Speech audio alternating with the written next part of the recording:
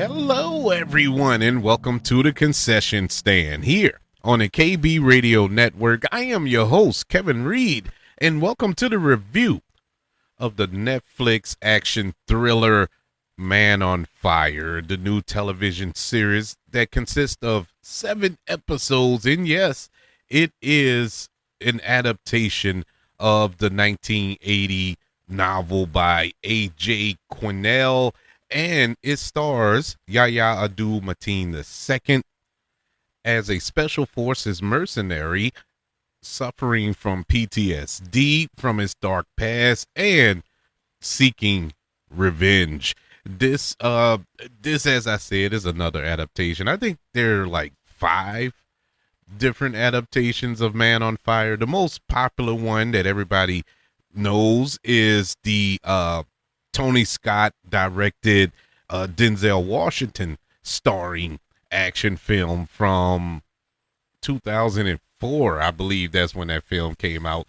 And that's one of my favorite Denzel Washington movies to come out in that little era where he was doing these kind of B-level action films. And I say B-level in all due respect to Denzel Washington. They're B-level action films, but they were elevated to A because of him. And Man on Fire was like that. Man on Fire was just a simple little revenge action thriller, but it was elevated to classic levels because of the great Denzel Washington's performance in that film. And so when we're getting another adaptation, this time brought to us by Netflix in a television format, I was interested to see, maybe more flushing out of the John Creasy character and get more of him exacting revenge on these people who wronged him. So it was very interesting when they announced this. The 2004 film centered around a kidnapping, whereas the TV show that we got on Netflix, it didn't involve a kidnapping. It was more of a political thriller, if you will. And that kind of threw me off, as far as the story being told, because we've seen this particular story. Now, granted, we've seen the kidnapped and one man wrecking crew going to rescue their loved ones or whoever. Yeah, we've seen that as well. But as of late, that's all we get is political thrillers, it feels like, when it comes to our action movie plots. But with all that being said, my driving force to watching these 7 episodes was Yahya Abdul-Mateen II. I'm a big fan of his. He's fresh off of the success of Wonder Man, which a lot of people loved. I didn't, but a lot of people loved that show. And even though I wasn't a big fan of Wonder Man, I can acknowledge that Yahya Abdul-Mateen II was good in it. He wasn't the reason why I wasn't a big fan of that show. But I wanted to see him dive into this role of John Creasy, because John Creasy is a very interesting character. And then you're following in the footsteps of Denzel Washington. Now, you can't compare the two. Even though Yahya Abdul-Mateen II is a great actor, I think he's one of the most underrated actors working today, to be honest with you. He's not Denzel, and nobody is. There's only one Denzel. And so I went into this not expecting to see a Denzel Washington clone or impersonation of Denzel Washington as this character. I wanted to see if he can make it his own, and he did. And Yahya Abdul-Mateen did a good job. Good job. Not great, but a good job. But it's only a good job because he wasn't given much to do. And this series, as decent as it was, I'm not hating on it. I don't think it was bad by no stretch. It's very entertaining and a very quick watch. 7 episodes. I think only one of them is like an hour. And I think that's the last episode that's really an hour and 5 minutes or something like that. Every other episode is like 45, 46 minutes or something like that. And so it's a quick watch. Uh, his character was flushed out more than it was in the film. Of course, you had more time to do it, but it still felt like it wasn't enough, because you had to split time with these separate little story elements that were added for the show. And I some of that stuff they could have left alone. I wanted to follow Creasy on this adventure, if you will. I wanted to see more of him interrogating this syndicate or whatever they may be, to get information and exact revenge. It didn't feel like a revenge thriller. It was strictly more of a political thriller. And he was out for revenge. His character was out for revenge, but everything else surrounding it was more political. And his character suffered because of that. I just wanted to see more of John Creasy do John Creasy things that we grew accustomed to from previous adaptations. The show has a weird balance to it. It starts off pretty hot and it ends pretty hot, but somewhere in the middle, it cooled off. It was a slow burn. And it felt like they were just trying to stretch this enough to make a show out of it. It felt like a movie that they just added extra scenes to make it a TV show. That's what it felt like. It didn't need to be a 7-episode series. Our villain or villains that were saved to the end for the big reveal, or the last couple of episodes before the big reveal. You knew it the very first episode. I knew it the first scene. Who the villain was. They did not do a good job of hiding that for a twist ending. They dropped the ball big time. And it has multiple villains and multiple kind of shocks who the reveals are. I saw it coming a mile away. I was so disappointed. I knew it by episode 4 exactly what the whole story was. I knew the whole layout of everything, and it wasn't supposed to be that way.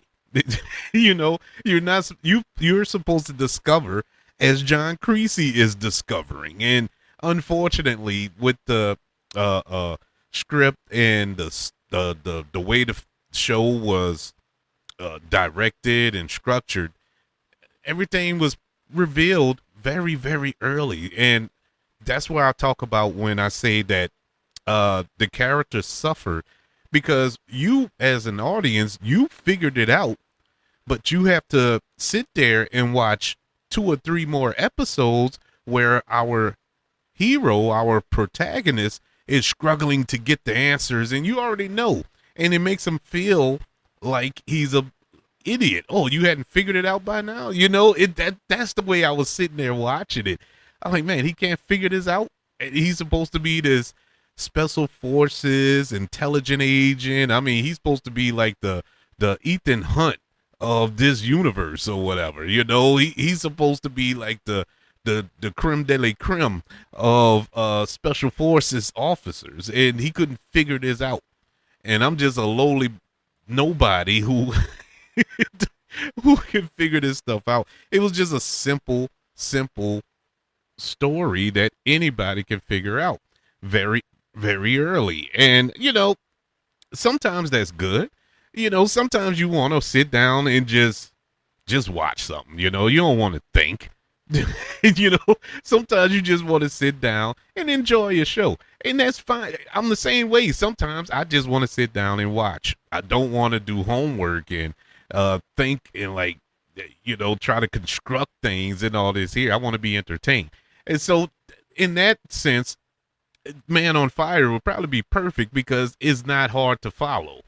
But when you're dealing with a story that they set up where there's a lot of political corruption and government corruption, and well, same thing, political government, whatever. But I'm trying not to spoil whatever, even though you'll be spoiled pretty early when you watch it. But it's so much going on, you know.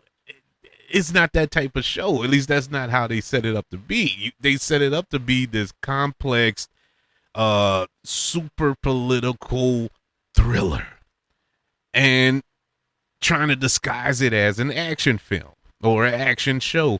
And the two just didn't mesh right. You can do it. It is possible to do it, but unfortunately, Man on Fire didn't do it well. But with all that being said, I didn't hate the show. I actually was entertained by the show. I think the action was fairly well, you know, for Netflix standards, you know. it wasn't Matrix level action, but I mean, you know, it was decent action throughout the series.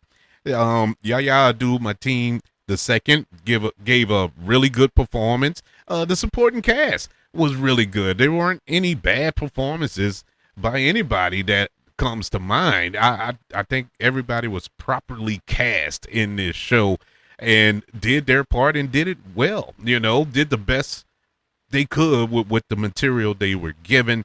And like I said earlier, it's a quick watch. You can blaze through this in one evening, day, afternoon, whenever you want to sit down and watch Man on Fire on Netflix. You can get through it like that. So taking all that into account, Netflix Man on Fire, starring Yahya Abdul-Mateen II, which is currently streaming on that platform, gets a letter grade of a C+. It's a decent watch. You know, I would go as far to say I would watch it again down the line. I'm not going to run back and watch it immediately, but you know, if I'm looking for something to occupy my mind for a couple hours, hey, I'll pop Man on Fire on again. Unfortunately, I'll probably watch the movie before I watch the TV show again. But to be fair, those were some big shoes to fill. You know, the late great Tony Scott and Denzel Washington performing in that film. I mean, don't compare the two. That's my advice. If you haven't watched it yet, don't go into it trying to compare it to the 2004 film. Just look at it as its own thing, which it is. You know, don't compare Yahya Abdul-Mateen II to Denzel.